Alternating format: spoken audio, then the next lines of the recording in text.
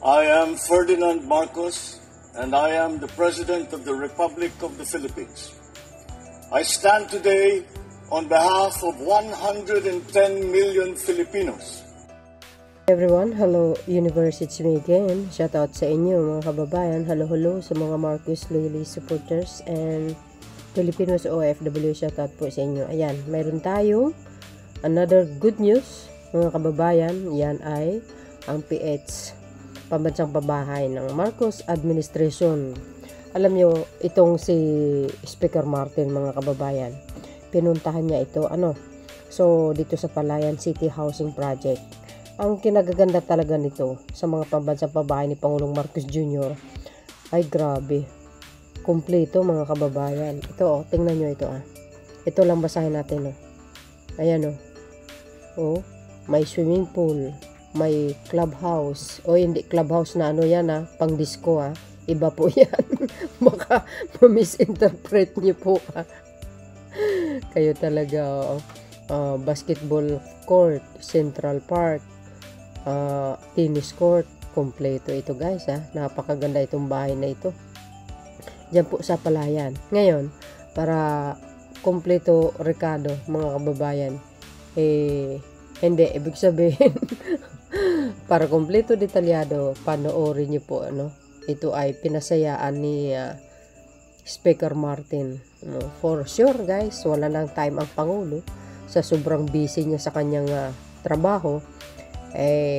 Alam mo nyo naman, itong magpinsan na ito, nagtutulungan talaga yan. Sa totoo lang, nagtutulungan talaga yan si Speaker. Kaya ito si Speaker nangaasar ay talagang fit na fit ito magiging next president guys. Ay, kung si Speaker Martin at saka si Sara Duterte ang maglaban, no choice Speaker na ako siyempre. Bakit kanyo? Aba mga kababayan, for sure, nasa likuran niya ang si Pangulong Marcos Jr. At itutuloy ang lahat ng mga naumpisahan na mga proyekto ni Pangulong Marcos Jr. Hindi lang yan, tuloy-tuloy ang progreso pag si Speaker Martin. Siyempre, ito di kalidad din ang pagkatao nito at ang pinag-aralan nito. Harvard yan guys at saka isa pa, abogado. May alam. Di ba? Hindi, sa totoo lang, real talk po tayo. Kung pagpipiliin kami, or ako, or sino man, kayo, saan pa ba tayo? Natural kay Speaker. Dahil alam natin, ito Speaker, ay marami pong karanasan ito pagdating sa politika. And of course, nandyan ang kanyang kuya, which is ang president ng Pilipinas. Nasa likuran niya yan. Tiyak yan, mga kababayan. Tuloy-tuloy ang progreso. But siyempre, para kumpleto detalyado again, panoorin niya po natin ito, yung kanyang pagbisita dyan sa Palayan at tiningnan yung napakagandang pambansang pabahay. Mapapasa na all ka lang talaga. Malakondominium ito guys kumpleto. Ay nako, sana all. Sabi dito, tahanan ng pag-asa, Palayan City Township House Project. 2 taon na ang nakalipas mula nang inilunsad natin ito kasama si Pangulong Marcos Jr. Ngayon unti-unti nang natutupad ang pangarap ng libu-libong pamilya Pilipino ang magkaroon ng sariling tahanan. Ngayon, hindi lang ito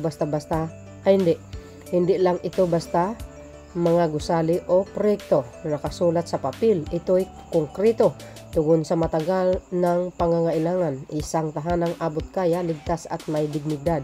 Maganda talaga mga kababayan ang pambansang pabahay ni PBBM, sa totoo lang. Tsaka grabe, high-tech yung mga materials dito ginagamit. Ang Palayan City Township ay patunay kapag nagtutulungan ang gobyerno at ang pribadong sektor, posible ang tunay na pagbabago. That's correct. Ito ang diwa ng pambansang pabahay para sa Pilipino, hindi lang magpatayo ng bahay, kundi mabigyan ng panibagong simula, seguridad at pag-asa sa bawat pamilyang pangarap na may mas maayos na bukas. Swerte na mabibigyan nito guys Ito, panoorin nyo. Naalala ko po noong December 2022, kasama po namin ang Pangulong Ferdinand R. Marcos Jr. nang inilunsad na itong Palayan City Township. Kasama rin natin noon si Secretary at syempre si Mayor Cuevas. Doon natin ibinaon ang time capsule bilang tanda ng bagong simula isang pangakong bibigyan buhay at pangarap ng bawat Pilipino na magkaroon ng sariling bahay. Ang ganda kasi si Presidente may vision talaga na itong mga legacy projects na pambahay.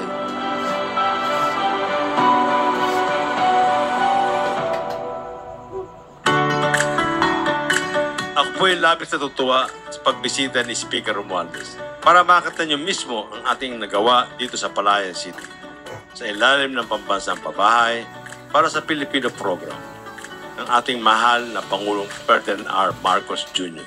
Kung matatandaan niyo po, kasama rin natin po sina Pangulong Bongbong Marcos Jr. at Speaker Martin Romualdez nung nag-groundbreaking tayo December 2022. Ngayon po ay buong pagpapakumbabang na ipakita ng DSUD kasama ng ating Palayan City LGU. Kung ano na ang ating nagawa dito. May mga natapos na condominium building na pwedeng-pwede ng tira ng ating mga kabayan. Makikita niyo po yung pabahay po natin, hindi na po drawing to. Yung pangako po na ating pamahalaan, lalo na po ni Presidente Marcos, makakamtan niyo na po lahat. Pagkalto po ang programa ng gobyerno at suportado po ng ating mahal na Pangulo at ating Speaker, lahat po tayo ay magiging masaya. Kaya po palakpakan po natin ang ating Speaker at ating mahal na Pangulo.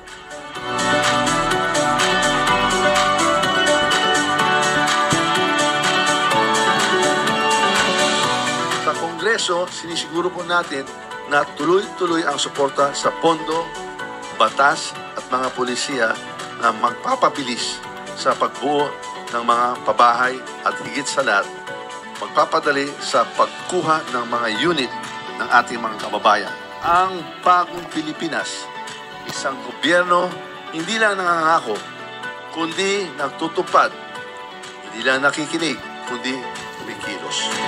O yun, narinig nyo guys at nakita nyo yung area. Grabe, ang ganda, no? Sobrang maaliwalas. Tapos, ang nakapaligid, puro kakahuyan, bundok. Ay, ang lamig ng panahon. No? Ang lamig ng simoy ng hangin dyan sa lugar na yan. Yan yung groundbreaking nila nung last 2022 yan. Nako, napakaganda naman yan. Shout out sa mga taga Palayan, Nueva Ecija. Biro nyo yan, no? Ganda, naloka ako. O yan, no? OM goes. Mapapawaw ka lang talaga, ano?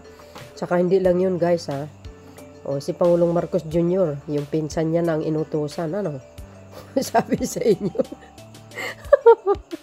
Hinahasa talaga si Speaker ni PBBM, eh.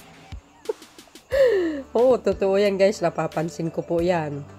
Supposed to be Pangulo ang pumunta dyan, pero hindi, eh. Iba ang kanyang pinapupunta, ang kanyang pinsan. Kung mayroon siyang pinagkakatiwalaan pa ng isang tao, yan po ay walang iba kundi si Speaker Martin. Obvious po yan. Tsaka talaga namang malaki ang support nitong Speaker Martin sa ating mahal na Pangulo, mga kababayan. Ang ganda ng space, my goodness. Ay, malakondominium, may swimming pool pa. Ang sarap mag-swim shot. Hindi, joke lang. Yung mga bata, tingnan nyo naman ang mga palaruan. Naloka ako, guys. Sana all. Talaga naman, shout out sa inyo, mga bes. Sa mga taga-Palayan, Nueva Ecija. Naku, alagaan nyo po yan. Napakagandang bahay. Konkreto po yan. Oo, hindi polpak po yan. Mga, hindi kalidad ang materials na ginamit, si PBBM pa. Ipapahamak niya pa ba kayo? Hindi. Mahal nga ng Pangulo ang mamayang Pilipino. Kayo naman, Well, guys, hindi lang sa Palayan, Diyan sa Nueva Ecija. Siyempre, buong Pilipinas po yan. Ang swerte ng mga makakatanggap ng niya. Nako, mapapasa na all ka talaga. Ako'y guys, natutuwa ako. Kinikilig ako sa ganda ng mga project ni PBBM, sa totoo lang. Ito yung binisita ni Speaker Martin, May 5, 2025. Itong isang araw lang. Yes. So, yun guys. Maraming salamat sa inyong watching. See you again on my next upload video. Bye. And babush. God bless Philippines.